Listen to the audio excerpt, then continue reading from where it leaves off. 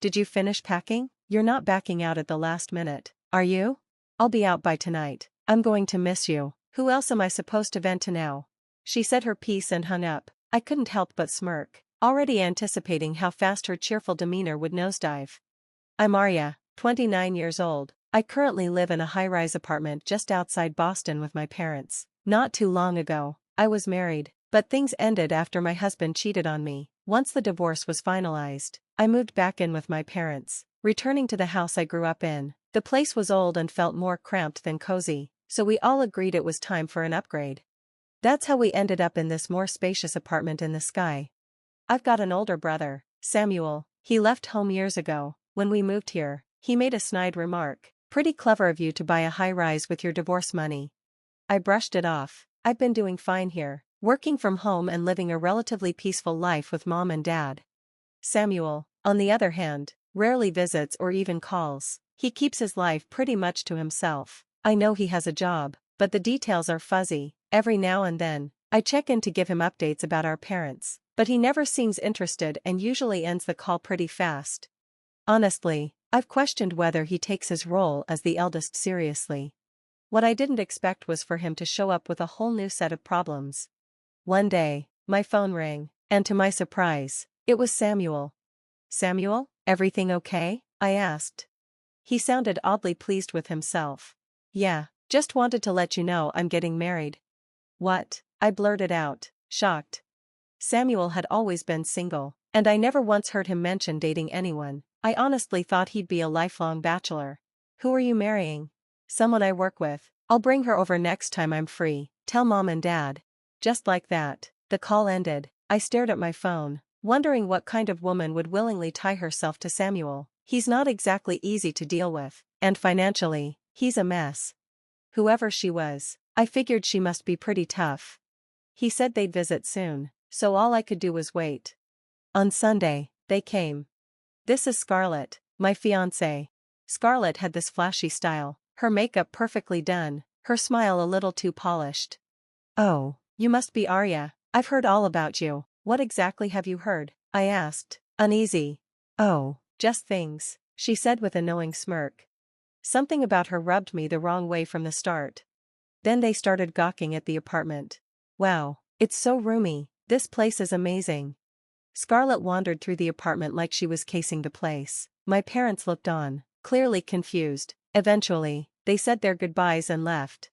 3 days later, Samuel called again to say they had officially registered their marriage. I found it odd. For someone so concerned with appearances, it seemed strange that Samuel wouldn't plan a big wedding. He's had a stable job for years, and if Scarlett works at the same company, they should be financially comfortable. When I asked, he just said, "We're too busy right now, we'll do a ceremony later."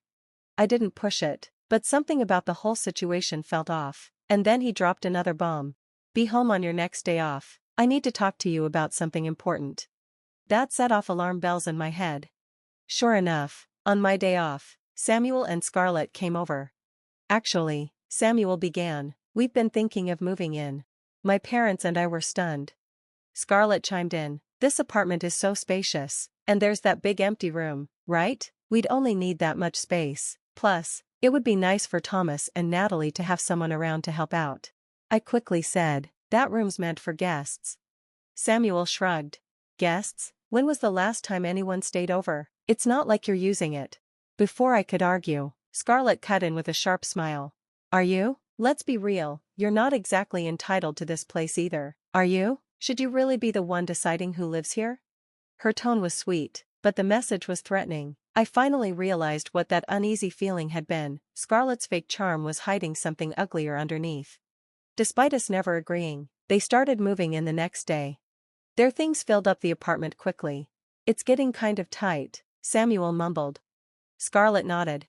"Wouldn't it be great if we had an extra room?" "Oh wait, Arya's room." "What? You know, the one where Arya just lays around all day doing nothing? Total waste of space." I could hear them laughing from my bedroom. They wanted me to hear. Scarlett's attitude only worsened from there. At meals, she'd take jabs like, "Don't you think it's pathetic to still live with your parents at your age? Maybe try earning a living for once." I started eating in my room just to avoid her. That only made things worse. She started treating me like a squatter. I assumed they'd at least help out with expenses, but nope, not a single cent. I finally said something. Shouldn't you guys be contributing to the household? You're the eldest, Samuel. They fired back. And what do you do? You're lucky we're even here. If we give money to mom and dad, that just ends up covering your costs too. Why should we pay for you? Scarlett added. You're divorced, unemployed, and living off your parents. You should be embarrassed to show your face in public. I gave up trying. They were keeping all their money to themselves. Later that evening, I headed for the shower, only to bump into Scarlett. Oh, you're going in before me? She sneered. Why should I have to use the bathroom after you? I turned and walked away without a word. She shouted after me. How long are you planning to sponge off this house? Get out already, you useless parasite. At that moment, my decision was crystal clear. What they'd done was beyond forgiveness. My parents casually mentioned that Samuel and his wife would be heading off to Aspen for a week-long vacation. As soon as I heard it, a plan started forming in my mind. This was the perfect opportunity. I let them know that I'd be moving out while they were gone. The news had them overjoyed. Finally, took you long enough. Just don't leave behind your trash, Samuel said. Scarlett chimed in, smug as ever. So you're actually moving out? What a shame. Just kidding. Honestly, having you here was like living with a biohazard. Good riddance. Their excitement was almost laughable, but before I made that announcement, I had already sat down with my parents and shared a proposal. They were shocked at first, but listened intently. After some discussion, they agreed. Before packing my things, I told Samuel that I'd transfer the ownership of the apartment into his name. He accepted instantly, no questions asked. Everything was processed quickly, and just like that, the deed was in his hands. They left for their vacation beaming. Time to make my move, I said, feeling lighter already. I packed my belongings and left behind the place that once held memories but no longer felt like home. I was heading toward a fresh start in my new apartment. As I was settling into the move, my phone buzzed. It was Scarlett. You moved out already? Don't flake now, she said. I'll be gone by tonight. I'll miss my personal stress ball, she sneered, then hung up. I smiled to myself, imagining the look on her face when she'd return and see how everything had changed. The move went smoothly, sure. I felt a touch nostalgic leaving behind the old place, but I wasn't the same girl who once found comfort there. Now, I had a new life ahead of me and my own space to fill with peace. A week later, my phone rang. It was Samuel. I didn't answer. He kept calling, then stopped. Then Scarlett's name lit up the screen. Again and again, exhausted by the buzzing, I finally picked up. What do you want? I asked. She was panicking.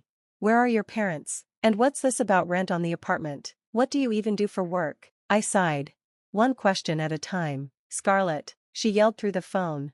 What do you mean your parents are gone? You're talking about mom and dad. They're here with me. They moved out voluntarily. They were tired of you two draining their retirement. What about the furniture? The appliances? Everything's gone. I took them. I bought them with my own money. Remember when you told me to clear everything out? There's nothing left. How are we supposed to live like this? You're adults. Buy your own things. You have jobs, don't you? And what about the apartment? Isn't it paid off? Didn't you use your divorce settlement to buy it? Nope, that's your misunderstanding. I made a down payment and took out a loan. I was paying $1,000 a month. Wait, what? I had a deal through some connections, designer and real estate contacts. But now that the apartment's in Samuel's name, the original agreement doesn't apply. Starting next month, the payment will jump to $3,500. What? Are you serious? Even if I had gotten divorce money, no way could I have bought that apartment outright. You should have known better.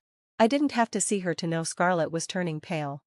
Samuel's got a stable job, right? He should be able to handle it. If not, sell the place, though that might still leave you in the red. Wait, what exactly do you do for a living? You all just assumed I was unemployed. I'm an architectural designer. I work remotely. That's why I can afford to relocate whenever I want. And why I could buy a new high-rise without needing a loan. You've got to be kidding. Why didn't you say anything before? Just come back. Let's live together like before. We need you.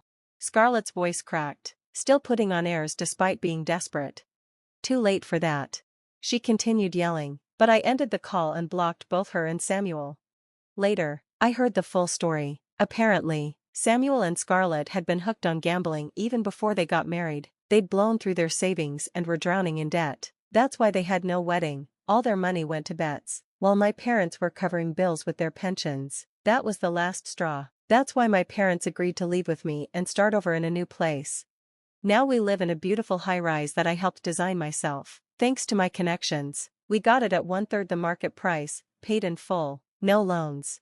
As for Samuel and Scarlett, they never paid a dime on the apartment. They ended up having to sell it and still owe on the mortgage. Now, they live in a rundown, cheap place. Despite their situation, they still dress like they're rich, pretending nothing's wrong. Word has it they've been scavenging for leftover bread crusts at bakeries.